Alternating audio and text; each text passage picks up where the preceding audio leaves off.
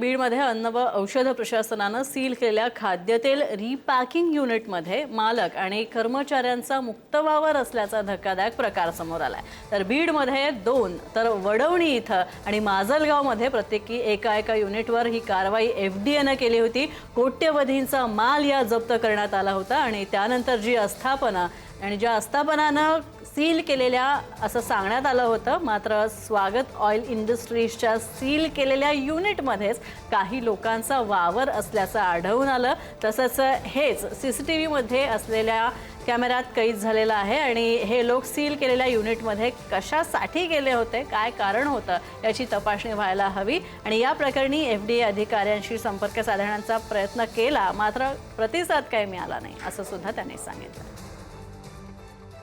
अन्न व औषध प्रशासनाच्या वतीने बीड शहरातील 2 वडवणी व माजलगाव या ठिकाणच्या प्रत्येकी एका तेल रिपॅकिंग युनिटवर कारवाई करण्यात आली। या कारवाईमध्ये धक्कादायक प्रकार समोर आले आहेत। यामध्ये अस्वच्छता असणे, वारंवार तेच ते पत्र्याचे डबे वापरणे पॅकिंगसाठी आणि इतर गोष्टी समोर आल्या आहेत आणि ह्या सगळ्या धक्कादायक आहेत। कारण ज्या नामांकित तेल युनिटमधून हे तेल खरेदी विक्री केलं जात होतं ते शेकडो ग्राहक आणि हजारो ग्राहक ते खरेदी करत होते आणि आपल्या दैनंदिन आहारात त्याचा समावेश करत होते। परंतु आता धक्कादायक वास्तव या एफडीएच्या कारवाईमधून समोर आलंय। या ठिकाणाहून कोट्यवधी रुपयांचा माल जप्त करण्यात आला आहे। त्याचे नमुने देखील प्रयोगशाळेला पाठवण्यात आले आहेत।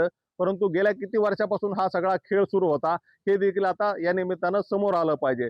याहूनही गंभीर बाब म्हणजे एफडीएने आपल्या कारवाईनंतर हे युनिट सील केल्याचं सांगितलं होतं, परंतु आता आपल्याकडे जो व्हिडिओ आला आहे त्यामध्ये या युनिटचं शटर जे आहे ते उघडं असल्याचं आपल्याला पाहायला मिळतं। या ठिकाणाहून काही जण या युनिटमधून बाहेर पडताना देखील दिसतात। मग हे काय करत होते आणि जर सील केला असेल तर यांना प्रवेश या ठिकाणी कसा मिळाला आणि यांनी कुठले पुरावे तर नष्ट केले नाही ना, हा सगळा प्रश्न देखील आता या निमित्ताने उपस्थित होतो। एफडीएने कारवाई केल्याचं सांगितलं, परंतु आपण जर पाहिलं तर या कुलपाला सील नाहीये। आतमधील माल जर सील केला असेल तर मग या ठिकाणी त्यांना प्रवेश कसा काय मिळाला हा देखील प्रश्न आहे। हा देखील खुलासा आता एफडीएच्या अधिकाऱ्यांनी करण्याची गरज आहे आणि या आरोग्याशी, सर्वसामान्यांच्या आरोग्याशी खेळणाऱ्या रिपॅकिंग युनिटच्या मालकांवर देखील कठोर कारवाई करण्याची मागणी आता पुढे येत आहे। उदय नागरगोजे, पुढारी न्यूज, बीड।